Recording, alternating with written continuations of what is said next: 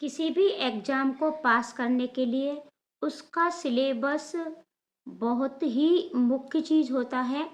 एक बार हमें उस एग्ज़ाम का सिलेबस अच्छे से समझ में आ जाता है और हमें पता चल जाता है कि प्रश्न किस टॉपिक से पूछे जाते हैं, कहाँ से पूछे जाते हैं, कौन-सी बुक अच्छी है, तो फिर उस एग्ज़ाम को क्रैक करना बहुत ही आसान हो जाता है।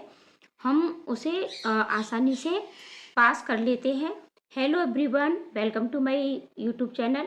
तो आज हम चर्चा करेंगे सीटेट और टेट को लेकर के कि हमें इन दोनों में क्या अंतर है, ठीक है? और दोनों के लिए हमें किस तरीके से तैयारी करनी है, दोनों का सिलेबस क्या है। तो आप वीडियो को लास्ट तक अवश्य देखना और साथ ही साथ चैनल को सब्सक्राइब भी कर लेना, क्योंकि ऐसी ही वीडियो चैनल पर आपको डेली मिलती रहती हैं। और देखो, सीटेट है आपका और टेट।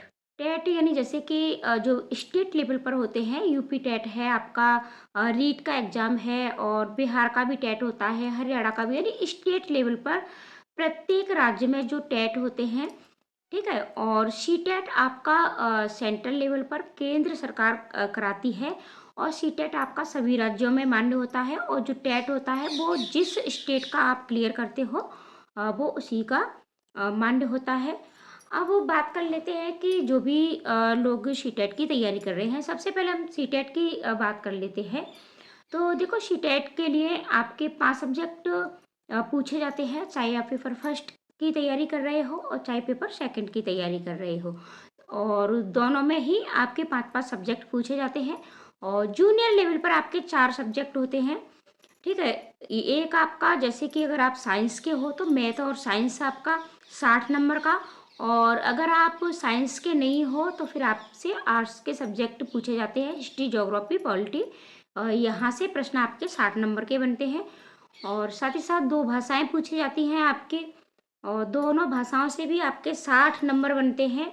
और साथ ही साथ आपकी सीडीपी पूछी जाती है। और अगर पेपर फर्स्ट की बात करें तो 30 नंबर की आपकी सीडीपी, 30 नंबर की आपकी ईवीएस, 30 नंबर का आपका मैथ, ठीक है? और आपकी 60 नंबर की आपकी भाषा पूछी जाती है, 2 भाषाएं पूछी जाती हैं। ये आपके पेपर फर्स्ट की बात होती है। लेकिन सीटेट क्या है आपका, कि सीटेट के लिए आपको पेडागोजी आपकी बहुत ज़्यादा मजबूत होनी चाहिए। अगर आपकी पेडागोजी मजबूत नहीं है तो फिर सीटेट क्लियर करना बहुत मुश्किल हो जाता है। देखो, टेट जो होते हैं उनमें आपकी चीज़ें, पूछी कॉन्सेप्ट क्लियर होना ज़रूरी है, लेकिन सीटेट में आपकी पेडागोजी पर मजबूत पकड़ होनी चाहिएगा, क्योंकि इसमें आपके 150 प्रश्न पूछे जाते हैं। तो उसमें 75 नंबर आपके सिर्फ और सिर्फ पेडागोजी पर आधारित होते हैं, पेडागोजी ही पूछी जाती है आपकी।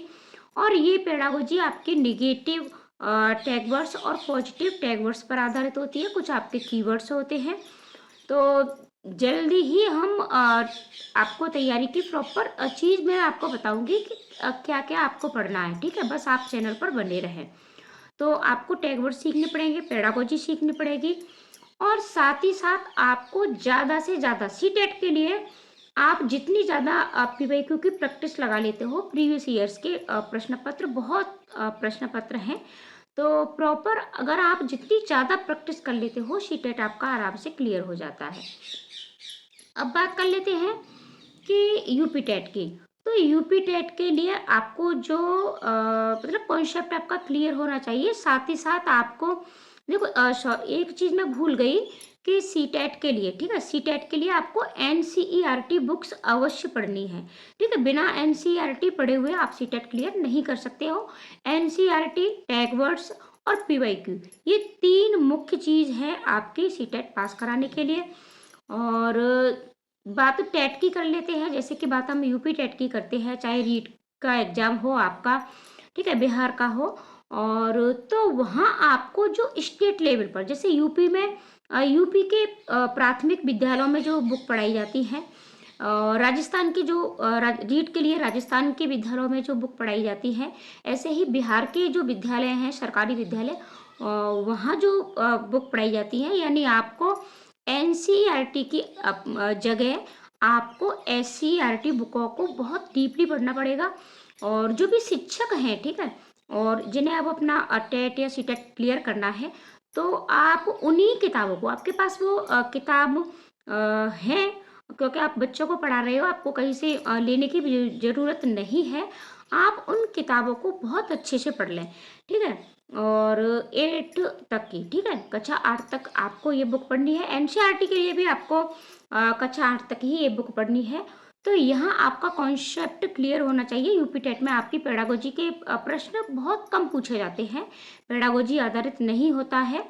तो इसके लिए आपको सारी चीज़ों को समझना पड़ेगा, पढ़ना पड़ेगा। एससीईआरटी बुकों को पढ़िएगा और सीटेट के लिए एनसीईआरटी बुकों को पढ़िएगा। और अगली वीडियो में हम डिटेल में चर्चा करेंगे कि किस सब्जेक्ट से कितने प्रश्न बनते हैं, कौन कौन से टॉपिक से आपके प्रश्न बनते हैं, कौन कौन से टॉपिक ज़्यादा पूछे जाते हैं। तो चैनल को सब्सक्राइब जरूर कर लें और वीडियो को ज़्यादा से ज़्यादा अपने दोस्तों को शेयर भी कर दें। तो मिलते हैं ऐसी ही अगली वीडियो के साथ। आज के लिए इतना ही, धन्यवाद।